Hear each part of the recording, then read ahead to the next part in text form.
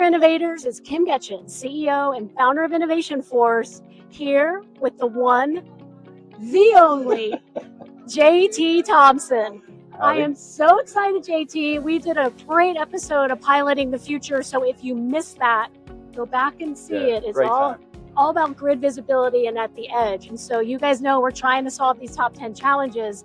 We're here with Edge Zero and JT to talk about visibility at the edge and what can you do, or even what data should you have. Yeah, you know, I think we talked a little bit about this in our previous discussion, but you know, we're just scratching the surface on what all this data means. I mean, we're collecting over 500 million. First, so tell us, what do you here's see? the thing, like we're collecting 500 million data points every day around the globe, right? Every make, model, size of transformer, right?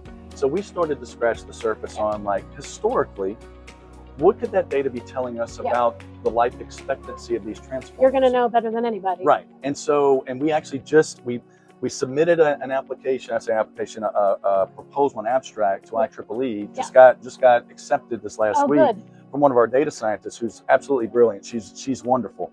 But it was about looking at smaller size transformers from like 50 kVA and lower. Yeah. What you're seeing is that when you couple overloading with overvoltage back to power quality, it's exponentially degrading the insulation inside the transformer. So you're killing it faster, basically. That's why we're seeing so many. Oh, absolutely. Oh, yeah, absolutely.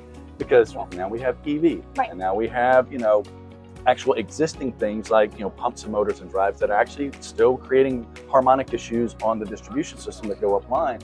Transformer can only take so much. And am I crazy in saying this, but you know, I'm dating myself, but a couple of years ago when we were trying to build business cases around the smaller transformers, it was kind of a little bit of a joke because it was like, oh, they're kind of, you know, not that expensive. They're commoditized, right? Don't worry about it. It's just, you know, but now when you can't get your hands on a transformer, it's a different story. Has it shifted? Are you seeing that change? Oh, I'd say the supply chain issues is real and present. And I mean, you could make the argument, and having some discussions with the folks at like NREL and ORNL and the wonderful folks at Pacific Northwest National Labs, like you could make the argument that this is a national security issue, right? Because we can't make it fast enough. Totally. 2-year wait times. 80% of the fleet is at or near its end of life, and we're only adding more to the system that's exacerbating that problem and helping it die faster.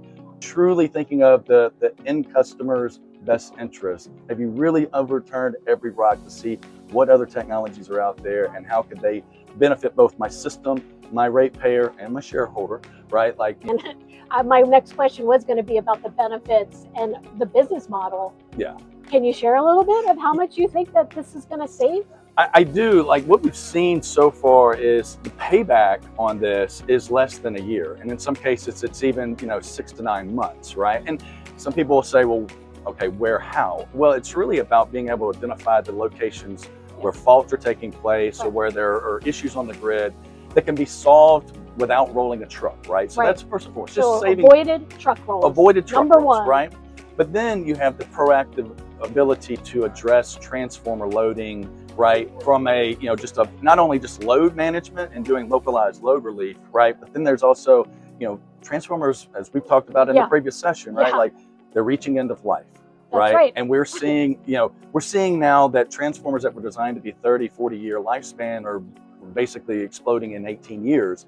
And power quality. And so like all of these things are now being able to be addressed. And so, right, being able to get your work orders together and your inventory, which is at a premium these days. So like there's savings around that, and even resiliency around the disadvantaged communities, right? You know, we showed a benefit to cost ratio of 1.4 just for that 300 unit pilot. So this 300 units is going to deliver a $1.4 million payback. Yes. On those benefits that you put in the business case. That's right. That's amazing. Yeah. And, you know, there's a lot of good lessons to be leveraged here from the deployments in Australia and other places in the world. Yes. That I think are just fascinating. It's a postcard from the future. It is. It most certainly is. And so get it from the source. JT knows what he's talking about. This has been fun. It always is. Always good to see you. Thank you for doing this. Absolutely, anytime. And so thanks for everybody. Hope you have a great DTECH and happy innovating. All right. All right. That was a great interview, right? Don't forget, you can check out Edge Zero and the Innovation Works Hangar, where you can book a meeting with JT. Happy innovating.